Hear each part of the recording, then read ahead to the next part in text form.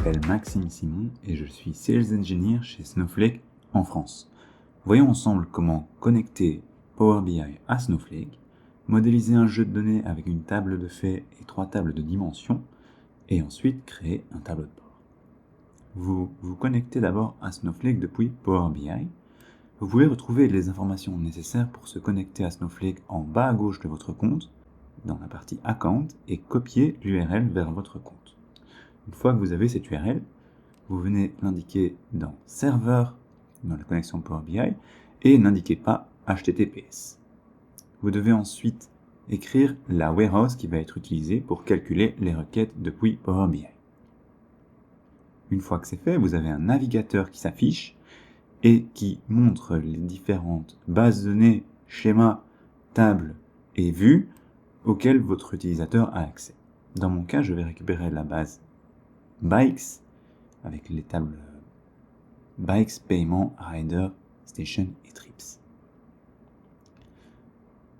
Ensuite, je vais transformer ces données.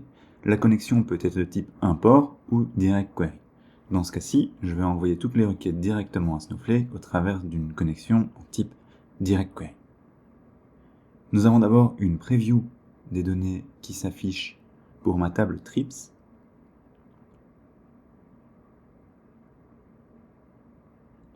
Je peux voir aussi les autres tables, stations, riders, paiements et bikes.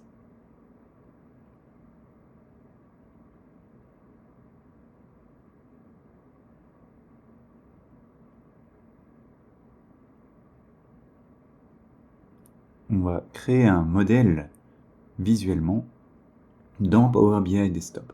On peut voir ici 4 tables qui sont affichées. La couleur bleue indique que ces tables sont en direct query dans ma connexion vers Snowflake. On voit la table et toutes les colonnes. On peut aussi commencer à modéliser les relations.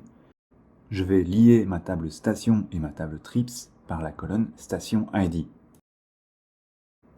Même chose pour Rider ID, qui vient entre Rider et Trips. On voit que la relation est détectée automatiquement avec une cardinalité one-to-many.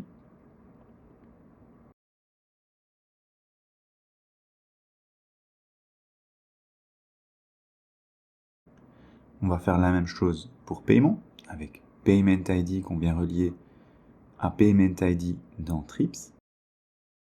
La cardinalité est encore une fois détectée automatiquement.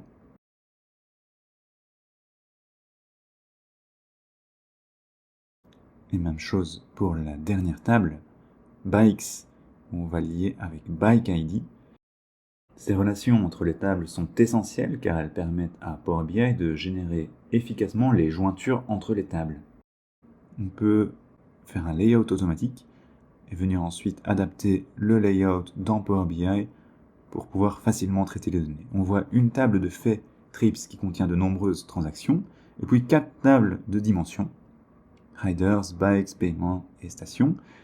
Et ici, je vais passer les tables de dimensions en mode import. C'est-à-dire que je vais importer une petite quantité de données directement vers Power BI, des données qui ont tendance à changer relativement peu. Et ces données-là seront locales à Power BI, elles me permettront de filtrer très rapidement. Et je garde une table de faits, Trips, entièrement dans Snowflake. Donc même si j'ai des milliards de transactions et des terabytes de données dans ma table Trips, et qu'elles changent très rapidement, je garde toujours une vue en temps réel des données dans Trips. Ça me permet d'avoir la meilleure expérience utilisateur avec des filtres qui sont très rapides et qui changent relativement peu souvent, et des données toujours à jour sur les transactions de mes utilisateurs. Dans ce cas-ci, ce sont des voyages avec du prêt de vélo. Donc c'est un modèle composite que j'ai été créé et qui va me permettre de créer mon dashboard dans Power BI. On va commencer avec la table Trips et on va faire un count du nombre de trips qu'il y a eu au total dans ma table. Dans ce cas-ci, trips count, une mesure calculée qui est faite avec la fonction countRows. Une fois qu'on a créé cette mesure calculée, on vient l'afficher sur le tableau de bord et on voit qu'il y a 1 milliard de trips dans ma table. Bien sûr, c'est en Direct Query, donc dès qu'on va toucher la table trips, ça va lancer une requête sur Snowflake. Vous voyez ici dans mon Query History dans Snowflake, on voit un Select Count des trips, et on voit 1,138,000,000 de trips qui sont donc renvoyés à Power BI. Et chaque fois, ça va venir lancer une requête en live à Snowflake. Ici, en quelques millisecondes, on peut faire un count sur Snowflake sur 1 milliard de lignes.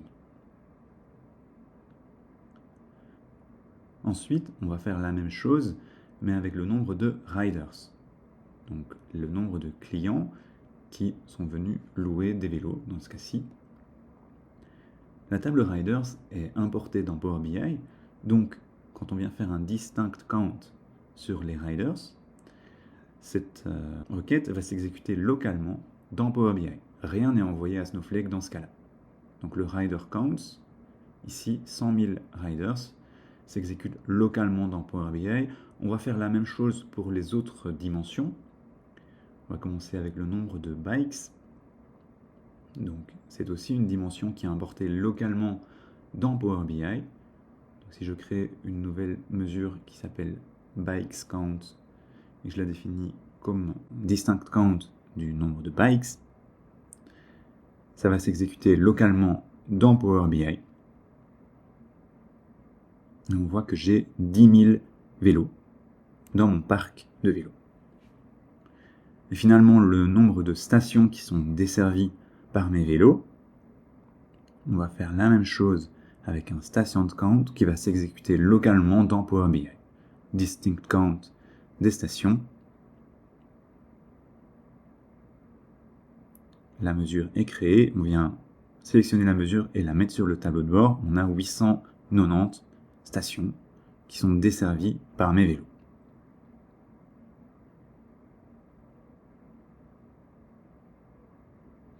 Ensuite, on peut créer des graphes en mélangeant plusieurs dimensions.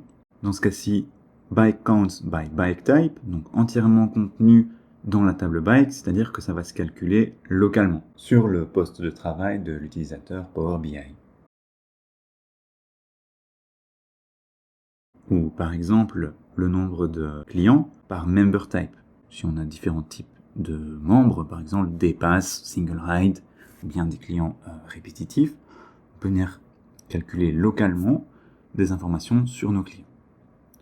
Par exemple aussi, le nombre de clients par tranche d'âge. On peut rajouter à notre dashboard, qui encore une fois fait entièrement partie de la table Riders. Si on veut rajouter une carte, on peut changer le type des colonnes latitude et longitude et indiquer à Power BI qu'il s'agit bien d'une latitude et d'une longitude. Donc ici, je change la catégorie en longitude. Et une fois que j'ai changé ces deux colonnes, je rajoute un objet de type carte. Je viens y ajouter la latitude et la longitude à droite. Et ensuite, je peux venir ajouter des métriques. Dans ce cas-ci, je vais rajouter une métrique sur ma table trips. Et donc là, je vais être en direct query sur Snowflake. Et je vais afficher directement le nombre de trips pour chaque station, à chaque latitude et chaque longitude. Je peux venir filtrer là-dessus. Et ça va aussi renvoyer directement une requête à Snowflake en direct query.